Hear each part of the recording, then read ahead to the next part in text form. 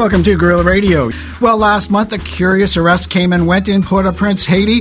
The incident surrounded the catch and release of a band of American mercenaries, allegedly nabbed in flagrante, not in the boudoir, but the National Bank. In what sounds like a Matt Sennett two-reeler, this Keystone operation would be slapstick, but for the deadly serious political situation in Haiti now, and its long history of foreign-engineered disaster. Kim Ives is a contributing editor at Haiti Liberté, a weekly newspaper published in French, Creole, and English, and veteran reporter, editor, and photographer for Haiti Progress.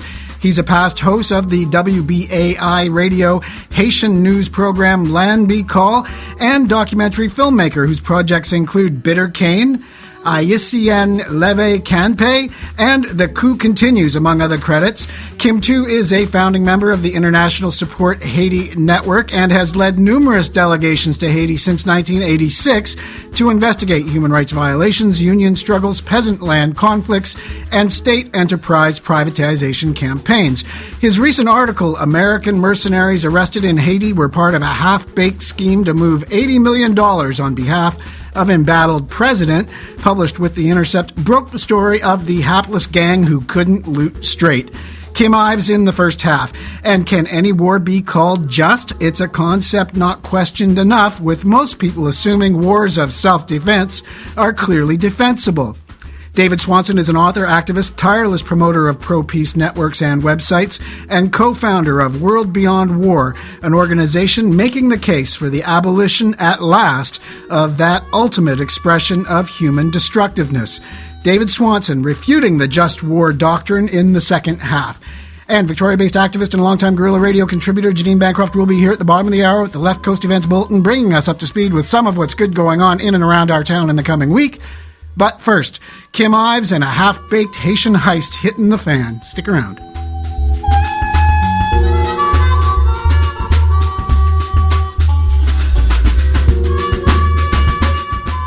Well, welcome back to the program, Kim.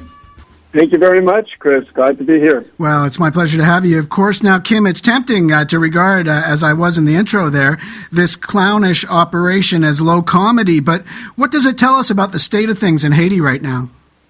Well, it's a very turbulent, critical, chaotic situation, and I think to some extent the timing of their visit may be because of that. Essentially, this government which has come in is the second PHTK government. PHTK stands for Haitian Bald-Headed Party. They've held power basically since 2011 when they were shoehorned into power through the assistance of then Secretary of State Hillary Clinton. The first president was a guy called Michel Martelly, and the second was the current president, Jovenel Moïse. And the hallmark of both of their administrations has been corruption, terrible corruption. Now, the Venezuelans, back in 2008, made an arrangement with Haiti to set up an agreement called the Petrocaribe Agreement, where they would give Haiti cheap gas and cheap credit to essentially support social projects, building roads, building hospitals, etc. The arrangement was they would pay Venezuela 60% up front, and then 40% would go into a fund, a savings account, if you will, called the Petrocaribe Fund, repayable after 25 years at 1% interest.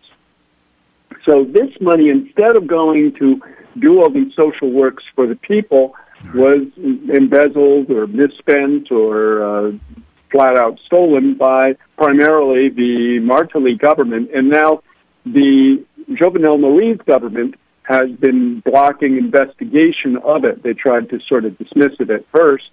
But the popular uprising against the government's corruption and really saying, where did this money go, this $4.3 billion of oil revenues that the Venezuelans, in case of exemplary solidarity, gave the Haitian people? Well, it started with those where did the money go demonstrations, but it's really morphed into Jovenel must go since the past year or so, primarily because the Petrocaribe Fund has finished because of the sanctions that Donald Trump put on Venezuela. Haiti can't even pay the Venezuelans. And so now we're back to very expensive gas and a new creditor who is the International Monetary Fund. And they said to Haiti, listen, you got to raise your gas prices if we're going to give you any more loans. They tried to do that in July, and the lid came off in Haiti. The people went into the streets. The country was shut down for 3 days, 6th, 7th, and 8th of July. And basically it's been demonstrations ever since, August, September, October, November, huge demonstrations. Now, up until January, Haiti had not lined up with Washington in its campaign against Venezuela, trying to get out Maduro. But on January 10th, there was another OAS vote. Haiti did vote with Washington. And really, that, to me, was why when the people came out on February 7th, the anniversary of Jean-Claude's departure 33 years ago, they basically shut down the country for 10 days. Everybody thought Jovenel would have to leave. And it was on the final day of this that here these mercenaries arrived.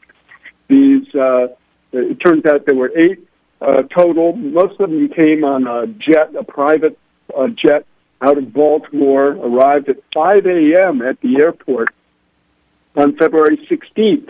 And they brought, semi-automatic weapons, rifles, and pistols, and bulletproof vests, and satellite phones, drones, sniper telescopes, and they went right through the airport. They never got their passports stamped by immigration. They didn't go through customs. And the next day, they were out at the central bank. And it turns out, as we showed in a report that appeared in Haiti Liberté and The Intercept, who we did a joint partnership with to research this, that they were going to the bank to basically take the $80 million, which is sitting at the Banque de la République d'Haïti, the central bank, which belongs to Venezuela. This is the money that Haiti couldn't pay Venezuela for the Petrocaribe gas, for the 60% they're supposed to pay because of the Trump sanctions. They couldn't pay it. So that $80 million is sitting in an escrow account at the BRH, and they wanted to move this to an account that Jovenel could control, because right now, to get at that money, they have to have the BRH president, the prime minister, Jovenel, and also the Venezuelans have to sign off. Right. That's a big question, which Venezuelan? So now they tried to get this $80 million out of there. The police happened to notice their cars on the street, and maybe they were alerted by the security at the bank too, and their cars had no license plates on them. And so they stopped them, and there's a 2-hour standoff, and they end up being arrested. U.S. comes in, says, let these guys go.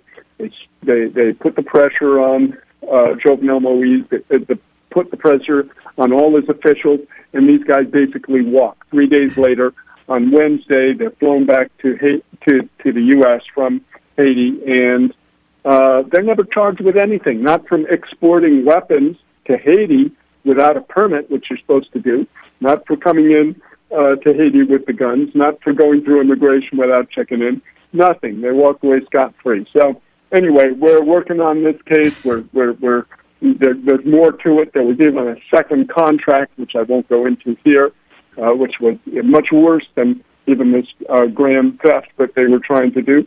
So it's a very sordid tale. Well, they didn't even get a moving violation. I think it's hilarious. I have in my mind this image that you often see in Hollywood movies of the samurai team or whatever it is, arming up at the very beginning. You see all their weapons, and they're getting ready, and the music is thumping, and these guys are doing that. But it's like who got the license plate? Did you bring the license plates? and instead of this climb, well, the license plates were in the car. They'd taken them off. It clearly wasn't an error.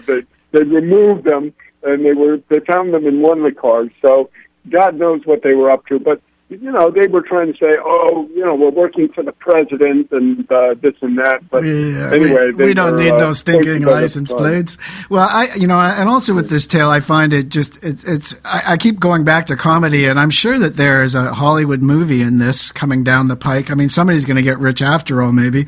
But the security guard at the bank, you've got these guys that are armed, as you described. They're ready for World War III. And this one security guard standing at the bank in the wee hours of the morning says, "No, I'm not going to let you in." And the whole thing falls to pieces on the strength of one recalcitrant security guard, probably half asleep. Right. Well, it actually was at 2 p.m. It was 2 p.m, and I think the guard was being prudent. He didn't know what they were up to, and we don't know all the details of how it went down there. There appears to be a possibility that what they were maybe doing at that time was just a reconnaissance sort of mission before the big play, which may have been the next day. I mean, there's a lot of details which we haven't nailed down. We did have a source who gave us the broad outlines of what they were up to and what they were trying to do. So we're trying to get all those details now, but we thought it was important to get out the basic story that they were trying to get at this money as soon as possible. Well, given the situation in Haiti with the people in the streets, and the last time you and I spoke, it was back in the late summer, July or August, if I remember rightly, talking just about this when the cooking oil prices and fuel prices were all being just boosted, and people came out in the streets, and there was a quasi-martial law being brought down by the Moise government. The situation there now, when you mentioned that these cross signatures were necessary to move this money out of the Petro-Caribe account. One of those signatures was John Henry Saillant, the prime minister, the recently departed prime minister, who seems to be having his own battle. There's internal fights going on, or at least there was, with the president. What's the situation between the elites right now in Haiti, both with Saillant and now that Saillant is gone? Well, Saillant's out. They have a new guy in Lapin who is some kind of a puppet, particularly a sort of the biggest drug-dealing senator, it appears. Saillant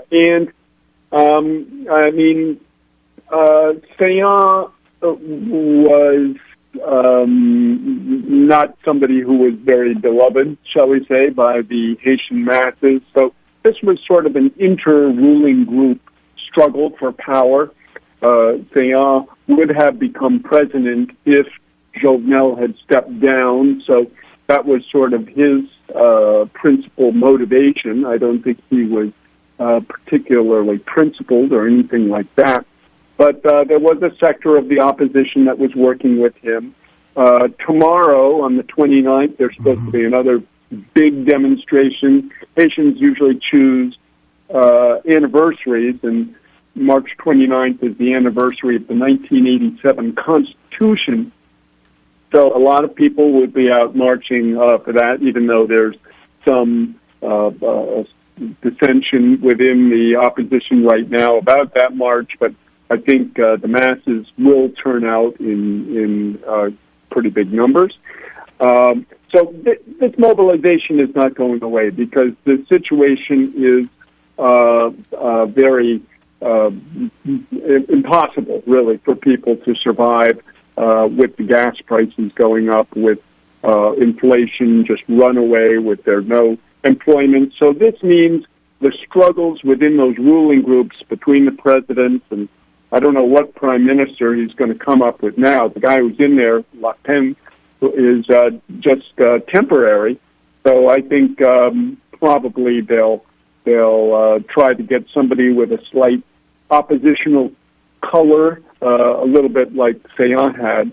But at the end of the day, the people aren't going to be satisfied with anything but Jovenel Moïse stepping down. Well, if you've just tuned in, you're listening to Guerrilla Radio. I'm speaking today with Kim Ives. Kim is a contributing editor at Haiti Liberté, a weekly newspaper published in French, Creole, and English. He's also a veteran reporter, editor, and photographer for Haiti Progress. His recent article, American Mercenaries Arrested in Haiti Were Part of a Half-Baked Scheme to Move $80 million on Behalf of Embattled President, is published in cooperation with The Intercept. That's a pretty big landing there of it, all of its own. How did that affiliation come about, Kim? Well, it's an interesting story because I wrote a piece a couple of weeks ago, which got picked up by a lot of the international press, about the correlation between the Haitian Revolution, which was underway, and the Venezuelan situation, and how so much of what's happening in Haiti, as I described just moments ago, has to do with this Petrocaribe fund and its pilfering, and now it's disappearing. So I did a podcast with Jeremy Scahill, who's one of the Intercept's founders, along with Glenn Greenwald. And we were talking about it. I said, man, Jeremy, we got this situation with these mercenaries. We should get Haiti Liberté together with The Intercept. The next day he called me back and he goes, man, Kim, you won't believe this. We got this incredible information, this source, and, let's get together and work on this. I ended up going down to Haiti for a week talking to, police officials and the investigating judge, and et cetera. And so basically that's how it all came together. We pooled our various areas of expertise, as you know, or as your listeners may know. The Intercept, and Jeremy in particular, is sort of a mercenary Blackwater specialist, and so we pooled our specialties together to put the piece together. Well, and, it's interesting, too, because when I first heard, the first reports I heard about this whole affair, I'll put it that way, a lot of it was coming from information provided by the now lamented past Prime Minister Jean-Henri Séant, and he came out saying that there were snipers involved and that they had come to fire on the protests that were ongoing at the time, this being very reminiscent of what happened in Thailand and in Ukraine and in other places as well. And I thought, oh no, there must be some sort of internecine struggle going on here, and they're bringing in the snipers to do what they did in the Maidan or something else of that nature. Was this a worry at any point for you as well? Oh, well, absolutely. I mean, this was, and I could say this is still the predominant Haitian perception of this team, was that they were there to shoot demonstrators. Mm-hmm. And as I say, there was a second contract, and it involved, shall we say, mortal crimes. I'm not going to go into it much more than that, but we're working on that. But for a lot of people, they were even a little dismayed with our reporting, because we said, their first mission was basically taking this money and transferring it to an account that Jovenel controls. So, yes, the report. There are reports of other mercenary groups being in the south, in Okai and other areas. A lot of demonstrators were apparently shot in the head in some of these demonstrations. I mean, this is something we've seen in Venezuela, in other countries as well, where the demonstrators who are, shall we say, against U.S. interests end up dying in this way. So, of course, people have gone to this suspicion in large numbers. But this group basically arrived at the tail end of that mobilization, so they weren't involved in that sniping, if that's indeed what it was. Well, it's really interesting to see this tie-in with Venezuela at this juncture as well. And you mentioned American interests. Well, uber hawk American Senator Marco Rubio was in Haiti just recently. What's he doing down there? Well, he's, as you know, the sort of shadow Secretary of State for the offensive against Venezuela. Mm-hmm. And being from Florida, I guess he thinks maybe some Haitians hold him in some kind of esteem. Of course, they loathe him. He was there trying to back the government, Jovenel's government's appeals for dialogue, because this is how they're trying to get out of it, saying, "Oh, let's talk. It's all a misunderstanding." But he didn't do anything really. But it just exacerbated the situation, if anything. So essentially, since the Jovenel government has given on January 10th, as I said, this support to the Washington campaign against Maduro, they've been sending a constant stream of officials down. There was Guy David Hale, who's the Undersecretary of State for Western Hemisphere. You had Rubio. You've had a number of Haitian officials go to Washington as well. So the support of the Trump administration has gone into overdrive to suddenly help Jovenel. In the previous months, that is in the last half of 2018, the U.S. wasn't contributing to Jovenel's problem, but they were sort of sitting back saying, you haven't been much help to us. But ever since Jovenel towed the line, as it were, in January, they've been giving him what support they can. But to me, it's kind of, in the ends up being gasoline on a fire, because the Haitian people see that, and they're fundamentally anti-imperialist, and they're getting madder because of it.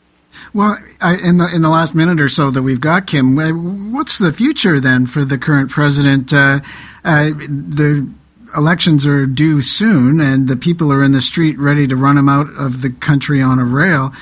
Does he have a future there? Well, it's a 5-year term in Haiti, and he's in his third year.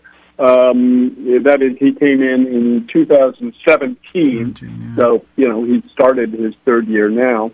But is he going to make all 5? I'm very doubtful. I think these violent demonstrations are going to, and when I say violent, I'm talking about repressive violence primarily, with the police and snipers and what all, making the demonstrators targets. I think these are going to continue, and tomorrow we'll see what happens.